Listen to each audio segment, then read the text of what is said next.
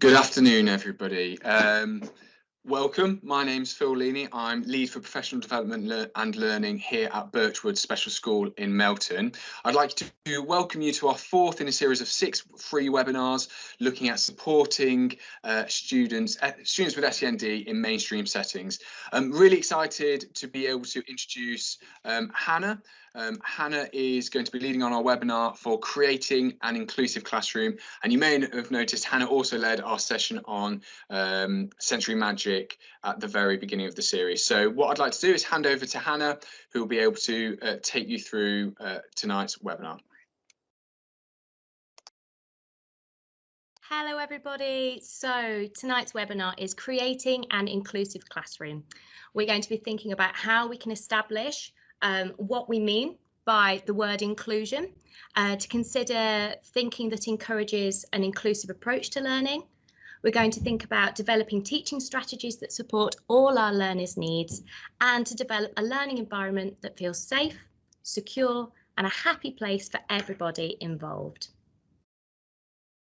Okay, so introduce myself. My name is Hannah O'Mara. I am Key Stage 2 and PMLD lead here at the wonderful Birchwood School. I've been teaching for 17 years, 14 of which have been in SEN settings. Prior to that, I spent 3 years in mainstream teaching foundation stage and Key Stage 1. Over the last 17 years, I've taught from foundation stage all the way up to sixth form with pupils who've got moderate, severe, profound and multiple learning difficulties and autism. I'm a specialist lead educator in special educational needs, and I do a lot of outreach support, mainly to primary schools in Leicestershire, helping them with their provision, coming in and supporting them with pupils who maybe are awaiting an EHCP or need a little bit of support within their class. My background is the reason I came into SEN in the first place is that my sister was diagnosed with a speech and language disorder when she was 3 years old. And so we have followed her journey through mainstream settings, through SEN settings, and I understand what's at the heart of inclusion because I've experienced it. I've seen the struggles my sister went through and I've seen the successes. And I'd like to say that now she is a very successful makeup artist. And so she is the product of a fantastic inclusive environment within the schools that she was in. So let's get started. So what do we mean by inclusion? So inclusion, simply put, it means ensuring that every child, no matter what their needs or their barriers to learning are, has equal access to learning and the same opportunities to achieve. So each child, to do that, needs to feel that they are welcomed, that they are valued, that they are respected, that they are heard, and that they are able to participate. So when we look at inclusion, we think, I love this diagram because it really goes into detail into what inclusion means, what's at the very heart of it, because every child has individual needs. They have their own experiences that have shaped them, their own attributes, their own interests and their own motivators. So we're not just thinking about those students who've got EHCPs or those that we've identified as having special educational needs. We need to think about including all children, making sure that they all feel safe, that they all feel secure, and that they all feel nurtured within our classrooms. So how can we do this? An inclusive classroom makes learning accessible to everybody. So we need to think about 4 key areas. We'll be thinking about how we can create a physically enabled environment, both within the classroom, within maybe our withdrawal spaces, and within a pupil's own space within the classroom. We'll be thinking about how we can modify and adapt learning tasks to make them appropriate and meaningful to the individual. And we'll be thinking about different approaches to creating the best support.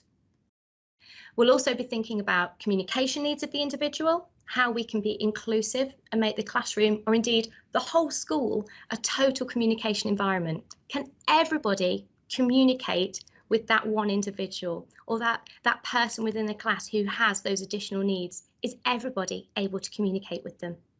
And the final part is the thinking that joins everything together. It's the working in partnership. That's partnership with our pupils, with our staff, with our parents and our carers. And by having a successful, honest relationship, so that we can work together to ensure that a child reaches their full potential.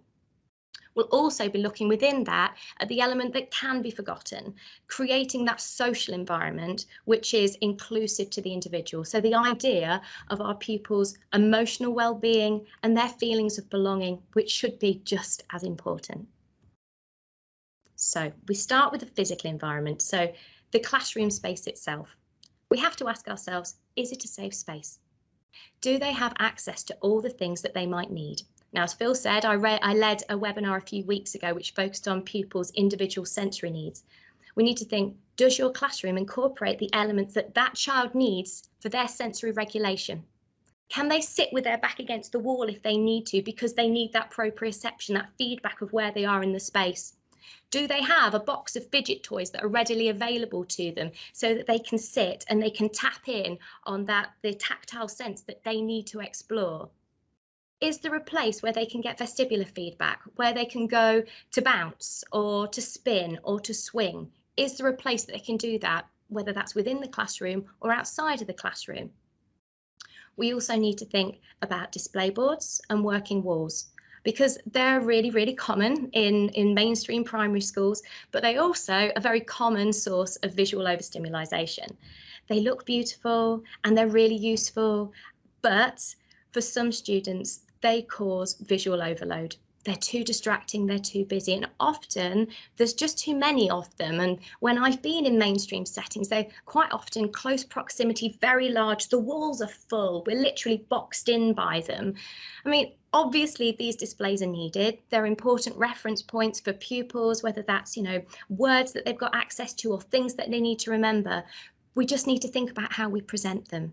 We need to think about the colours we use, the size of the displays, the fonts, the images, just making sure that not too much is happening and that it's not too busy. And I talked about this in the previous webinar, talk to students, see what works best for them, use them as our sensory consultants. Again, lighting, that can be a really big issue within classrooms, and some students find LED overhead lighting too harsh. It can be too bright, light coming through the windows. So again, thinking about where we position these young people. And again, in my previous webinar, I talked about simple ideas such as wearing a baseball cap. If you can't find that really, shady spot within the classroom, create it, enable that student to have that shade within their working space. Things like the size of a chair can be massively important, and for some students that need that grounding, that proprioceptive feedback, if their chair's too big, their legs are going to be dangling off the edge, and so their feet won't touch the floor. They're going to need a smaller chair so that they're grounded, so that they can concentrate. They need to have as well access to important information. They need to be prepped for what changes that might be happening during the day, whether that's the timetable, whether that's staffing changes, so that they can anticipate those changes that are going to happen, and that makes them feel safe. Now, I've put background colours, and that's really important because quite often when we have dyslexic children in our class, we think about background colours and overlays, different colours, so that we stop that high contrast of black and white and the letters jumbling and making it really hard for us to see. Interactive whiteboards, they're in every classroom now. I mean, I can remember a time when I didn't have an interactive whiteboard, eons ago, but, they're at the centre of everything we do now. We have our interactive whiteboards, but do we think about the background colours that we're using? Is it white and black? Maybe we could think about using muted tones like the blue that I've got in the background here, or a green.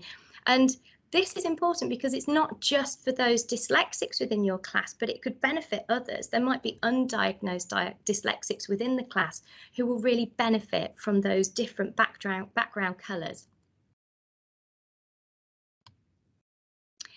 Also within the physical environment, we need to think about what the positive behaviour support strategies are within the classroom.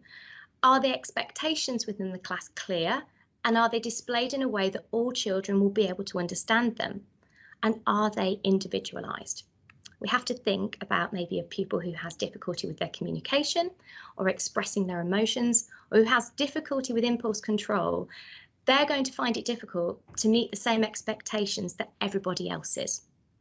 Now, Some systems that are used within mainstream settings are not particularly nurturing. They work on the premise of a visual representation of a pupil's behaviour, which is visible to the whole class, whether that's the sunshine and the thundercloud system or a variation on that theme. For pupils within your class with additional needs, specifically those with SEMH, so social, emotional and mental health additional needs, these systems don't help to make them feel valued. They don't make them feel accepted, and they actually perpetuate that belief that they might hold within themselves that they are different, that they're not good enough, that they're not as good as everybody else, and that's going to cause further alienation. I mean, I've experienced this firsthand with my son, where a similar system was used in his class a long time ago. And he came out of school to very sadly tell me that he'd been put on the thundercloud. But I already knew he was on the thundercloud because 3 children had come up to me in the playground before that to tell me that he had done this. And that really affected his anxiety, and some children didn't want to speak to him for a little while after that. So we really have to think, is putting a child's photo on a thundercloud for everyone to see a good way of thinking about A, whether they've met their expectations and how to help them meet those, and B, does it make them feel nurtured? And perhaps instead of a whole class reward system, we should be thinking about a whole class reward system that motivates positive behaviour. We need to think as well, do our students understand the system? Have they got visual reminders that can be displayed that are easy to remind them? Can they be guaranteed that if they make a wrong choice, it's not going to be made visible to everybody, and that they will be allowed to recover, and that they continue then in class with minimal attention drawn to them? Can we guarantee them that? And that's what we need to think about with our behaviour support strategies. So here we have an example of a positive behaviour support plan that we use within Birchwood.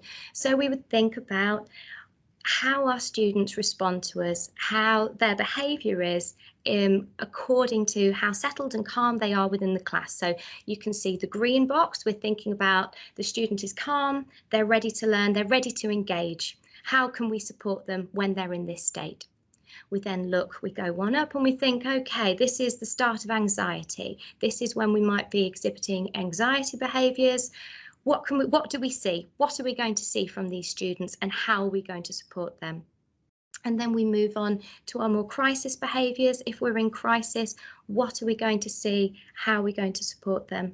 And then, of course, afterwards, we're going to think about how we calm, how we de-escalate, and how we talk through what's happened. And if you can have these in place for each of your students and really understand what their behaviour is communicating, that is at the heart of everything, because behaviour doesn't just happen. You hear people say so often, oh, there was no trigger, it just happened. Behaviour is communicating something. It is always communicating a need. It might be communicating that they don't know how to communicate something, but if we can understand that and what it looks like, then we can support our students. So within the idea of communication, I want to think about creating a total communication environment for our young people. The idea that everybody's input, that everybody's way that they communicate is just as valid, that we can all communicate with each other, whether that's through speech, whether that's through symbols, through signing, through communication devices, that we can all communicate with each other.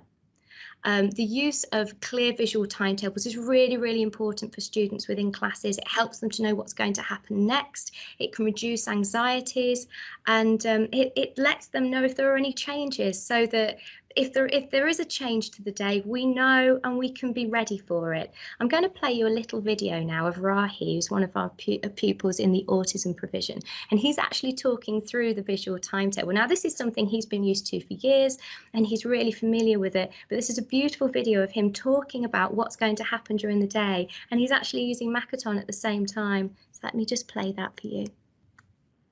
It is Friday, the 29th of January. 9 o'clock we had our morning routine. 9:30, which we're doing right now, we're doing communication. 10 o'clock we're going to be doing mathematics. 10:50 we're going to be having some snack. and choose. 11:30 it will be enrichment, and at 12 o'clock it will be lunchtime or dinner time. 1:20 it will be cooking and geography. 2:30 it will be soft play, and 3 o'clock it will be reflection, where we'll be calming down, ready for, at 3:30, it'll be time to go home. As you can see, that is just a beautiful video of Rahi being able to talk through the day. He knows exactly what's going to happen. Now, for some students, you might not want to have the whole day on a board. You might want to have up till lunchtime, and then after lunch, you have the afternoon on there. But you can see he was really secure and safe in the knowledge of what is going to happen during the day. Within our communication environment as well, we want to be thinking about the different methods that we use. And Makaton is fantastic for communicating. It helps to support expressive and receptive communication, and it helps to develop speech. It's not instead of, and so many people think you're signing instead of speaking, but it's to help support speech, and it's to help support understanding. And if I was to sign to you right now, you might not know what I'm saying, but it's enhancing what I'm saying. And to be able to do that with your students is so important. And it doesn't matter within a class if not everybody needs Makaton. It's enriching to society that we all learn Makaton, because it means that we can all communicate with people who might use it because they have additional needs. And if we take the example of, currently on Strictly Come Dancing, if you watch that, we have Rose on there, who is a young lady who is deaf, and she communicates through British Sign Language. And people are really interested in learning British Sign Language because they've seen, how fantastic it is that some of the dancers on the show are learning to sign, and some of the judges are learning to sign. And again, it's that total communication environment, not just within a class or within a school, but within a whole community, where we all embrace the different ways that people communicate, and we learn to do that too. The use of symbols is really important, not just within those visual timetables like you've seen, but just around the environment, to use them within the classroom to label things so that we can easily see where things are, and to encourage our independent skills. We can find things around the classroom. It helps with our reading as well, because then we have the word and we have the symbol, and it can help with that word recognition. So, from a reading perspective, it's fantastic. Again, we need to think about what our pupils are communicating to us.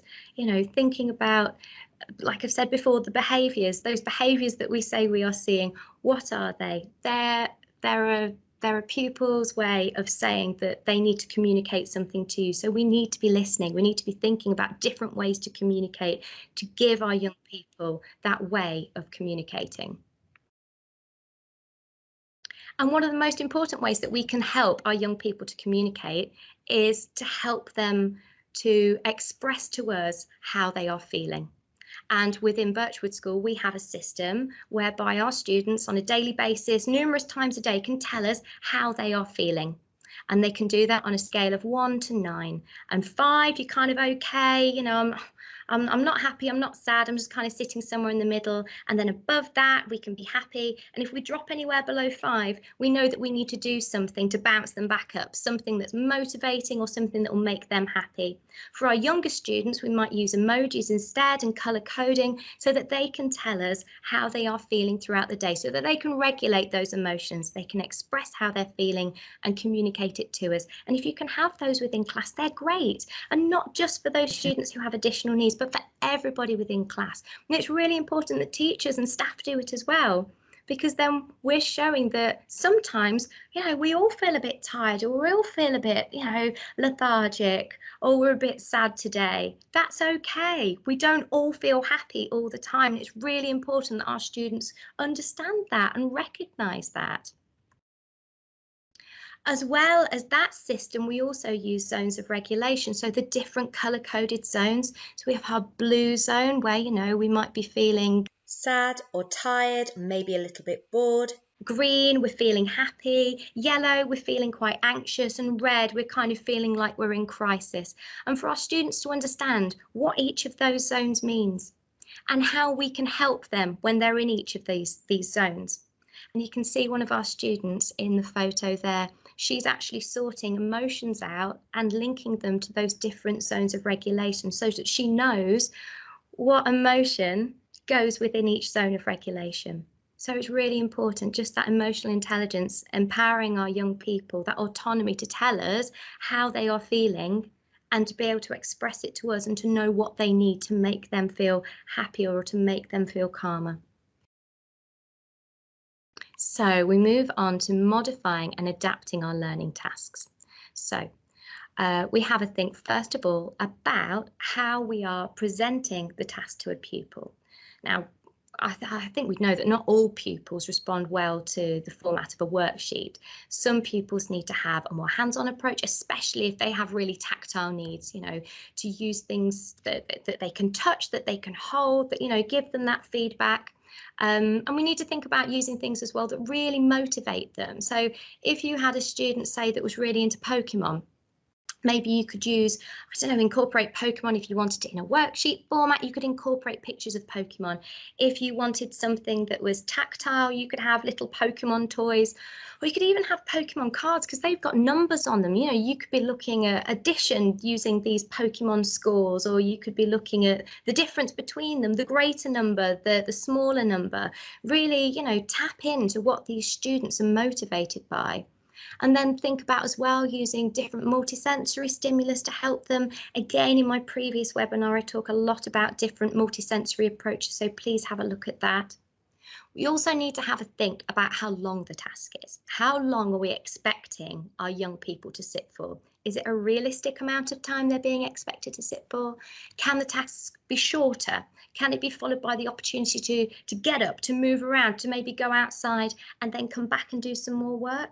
You know, just modifying it. It's the same activity, but we're giving them breaks. We're giving them that time to get up and to move around, to get that arousal state back, or to feed into that vestibular need that they have. We also need to ask ourselves, is everybody doing the same task? Whose task needs to be modified? Who needs scaffolding to be put in place so that they can do a different task? Who isn't motivated to carry out that task? And they're things that we'll think about in a minute. But I think when we're looking at how to modify a task, sometimes we need to ask ourselves, what is the purpose of the activity? I mean, what do we actually want the young person to learn?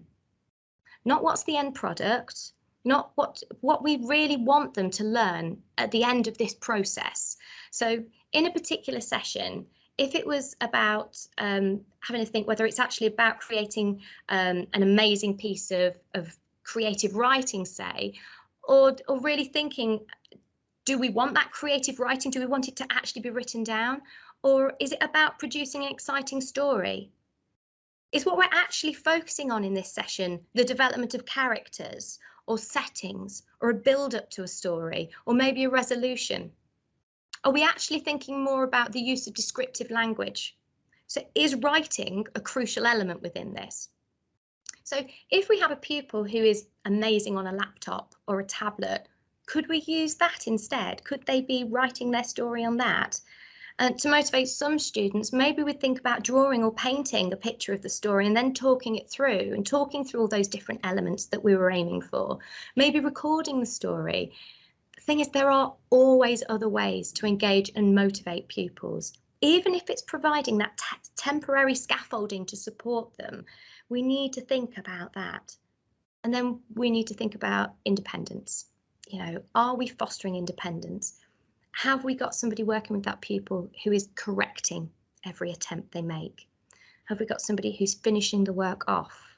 What does that tell the student? You know, what does that tell me as a student? You know, that my attempt isn't good enough, or that, you know, what I've done needs repairing, that my hands don't work as well as your hands, that my ideas aren't good enough. And that maybe tells the pupil that, you know, they can't do it. Then they believe that they can't do it. And so maybe next time when you ask a question, they'll stay quiet. Maybe they won't try. Maybe they'll even try to remove themselves from the situation.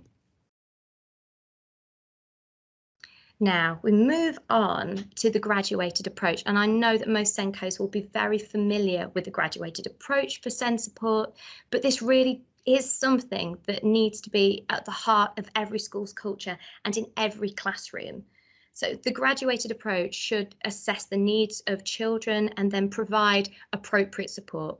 The system should follow 4 key stages, and it's often referred to as a cycle. So it's the cycle of assess, plan, do, and review. So we assess, we look at the strengths that our pupils have. We look at what their barriers to learning are. We think about how we can break down those barriers, plan for what we can do, how we can engage them, what we can do, what we can change. Then we do it, we put it into action. We review it, we see if it worked. Did it work? If it didn't, we go right back around again and we start all over again, and we keep doing that until we get it right. And that is why the graduated approach is so important, and it should be at the heart of every classroom. Now, I've already talked about how we need our pupils to be motivated in order to engage in activities, but now we're going to look at the core, what causes them to be motivated and what affects their motivation. So for some pupils with additional needs within your class, they might have real issues with their self-esteem. They don't believe that they can do a specific task or activity, and that might be because of a previous experience or something that's happened to them. Somebody's made them feel that way. So now they're afraid of failing. They're afraid of giving the wrong answer. They don't want to look silly in front of their peers. So these pupils can present as being unmotivated. Some pupils might not see maybe what the point of an activity is. You know, what's the end goal? What's the value to them beyond this finished product that you want them to present? How will this learning be useful to them later on? All of this affects their motivation. So the approach we're looking at is called Expectancy-Value Theory. The expectancy is a pupil's belief about how well they can do the task. So it's the I can part of the student motivation. Value refers to the pupil's overall desire to complete a task or to engage in activity. So that is the I want part of a pupil's motivation. Now, where we have pupils with low motivation, we can't blame them. Let's face it, building students' motivation is at the heart of every teacher's job. Our job is to engage, to enthuse and to inspire, and we have to find ways to motivate them, whether that's making the task more exciting, linking it to known motivators, or making this a task that they will be able to take out into the world as a valuable life skill, maybe into the context of something they really enjoy outside of school. And when you apply this quadrant on the screen to one of your own students, it can be really useful as a starting point for building their motivation. So do we need to help a particular pupil to want to achieve? Do we need to help that student to believe that they can achieve? And if the overall motivation is low, then we need to look at both. We need to look at how we can boost their self-esteem to make them believe that they can achieve. And then we need to look at that motivation to how to make them want to do it. So it's not about necessarily helping all pupils to want to achieve, but it is also about making them believe they can achieve. It has to happen. It has to coexist. So when we look at supporting our students within these different modified tasks, however we choose to do it, we need to look at how we support them. Of course, the wonderful and talented staff that we have working within our classrooms are one of the most valuable resources that we have. But evidence on classroom assistant deployment does suggest that schools have kind of drifted into a situation where classroom assistants are often used as like an informal instructional resource, rather for those pupils who have the most need. And this has the effect of separating those pupils from the classroom. It separates them from their teacher and it separates them from their peers. So we should be thinking about how we can use our teaching assistants to add value to what our pupils do. We don't want to replace our teachers with them. We don't want to remove them from the classroom setting. All the evidence suggests that our focus should be on retaining access to high quality teaching. So that high quality teaching that's happening within the classroom. So for example, maybe taking that student out for delivering brief but intensive structured interventions and then coming back into class. So instead, we need to think about focusing our classroom assistants on the developing of independent learning skills with our pupils, which are associated with improved learning outcomes. So classroom assistants should, for example, be trained to avoid prioritising task completion, that end finished product. Instead, we should have them concentrating on helping our pupils to develop the ownership of their tasks, to develop independence, to develop that autonomy. So we'll have a look now at Rosenshine's 10 principles of instruction, and they are a great way to think about how we can best help our pupils to learn, especially for those pupils with additional needs and special needs within our classes. So these 10 principles help us to consider how an individual learns and how they acquire new information. And it helps teachers to implement effective classroom strategies of how they can support students. Now, I'm not going to read through all 10 of them. You can see them on the screen there. I really do urge you to look at this, because the principles within this can really help you to modify and to think about your teaching practice and how we can support as teachers and how our classroom assistants can support.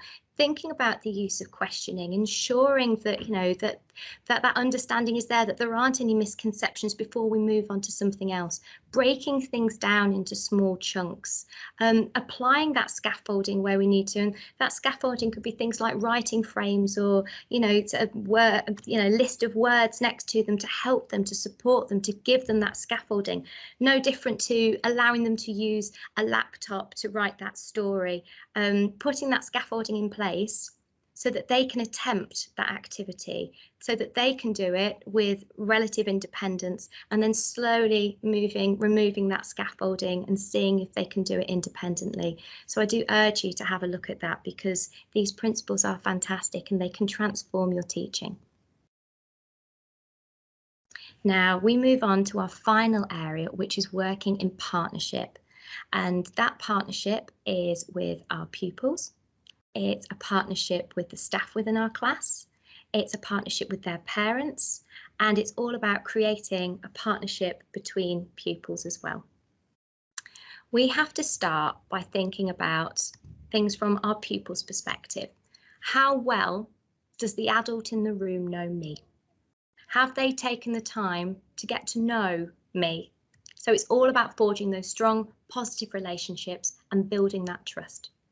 Pupils are more likely to take chances and to fully engage with their learning if they feel supported and valued and understood. Yes, it's really important that we know what our pupils' EHCPs contain, so we know their needs, we know their outcomes, we know their medical needs, but it is equally as important to know them as a person. We have to think from their perspective, does my teacher know my personality? Does my teacher know my interests? Do they know my worries? Do they know what's important to me within my world? And we have to think about how we can capture this. Now, one way we can do this is with one-page profiles, which I'm sure many of you are familiar with, because they are an integral part of the HCP process. But we need to think about a pupil profile that we can compile with the pupils, with their parents, to get a picture of the whole child, their likes, their motivators, their worries, their anxiety triggers, things that help them, and things that we can do when they're having a tricky time. All of this is key to their inclusion. Think as well about whether adults are actively listening to your pupils within class. Do we take the time to get to know them and really listen to what they are telling us? I know that we're all busy and the classrooms are, hectic places at the best of times, but we need to think about maybe creating these opportunities so that we can have these really quality conversations with our students where we really listen to what they're saying to us. As my colleague Amy Dunstan spoke about in her webinar about empowering the autistic individual, we need to think about the language that we're using. We need to think about it being positive. We need to think about when we're talking about pupils, are we talking in front of them as if they aren't there? That's something we shouldn't be doing. We want to create that safe and trusting environment where pupils feel understood. So please check out Amy's webinar because she talks a lot about that. We need to be using positive language. We want to make them feel supported. We want to make them feel valued within the classroom. And finally, we come to the idea of creating a social environment which is inclusive to the individual. The idea of pupils' emotional well-being and their feeling of belonging. I mean, when I do outreach, I quite often see pupils who are out of classrooms for the majority of the day. We need to focus on how we can create opportunities for pupils to build relationships with their peers. And we often think of the autistic individual being a child that wants to be by themselves, that wants to lone play. But actually that isn't always true, and sometimes our pupils just don't know yet how to initiate, how to interact, how to play, and that's where we need to come in. We need to create opportunities and environments in which this can happen, and sometimes that's going to take some modelling. We need to take time to model turn taking, to model games and ways of interacting and enjoying activities together. All our children deserve to feel accepted and valued by their peers, and those relationships are so important for their emotional well-being and for their own self-worth. Again, if we want our pupils to believe that they can do, then and that they can achieve, this is what we need to do. We have to boost their self-esteem. We have to make them feel a part of that class and valued. So what's the next step? Now, this is where you need to think about where you want to start. Is it within the classroom environment?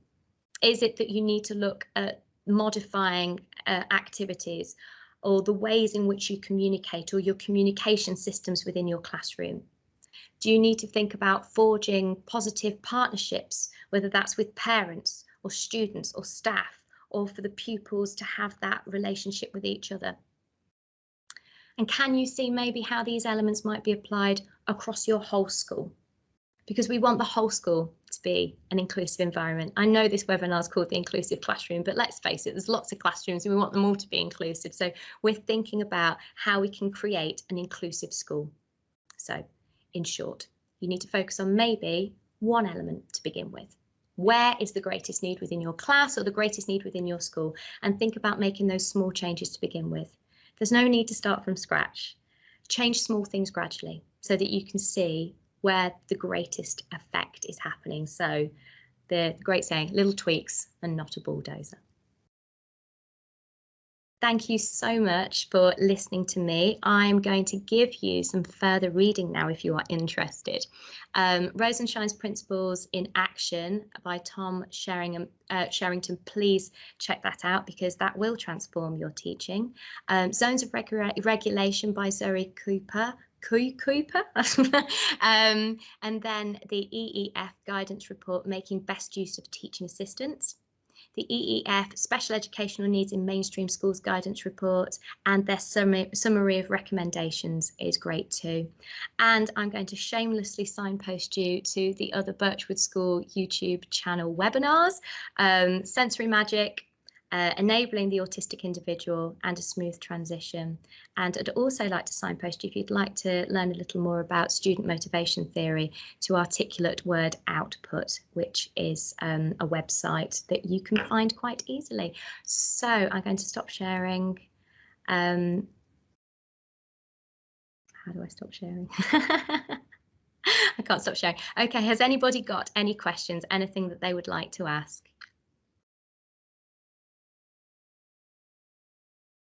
Oh.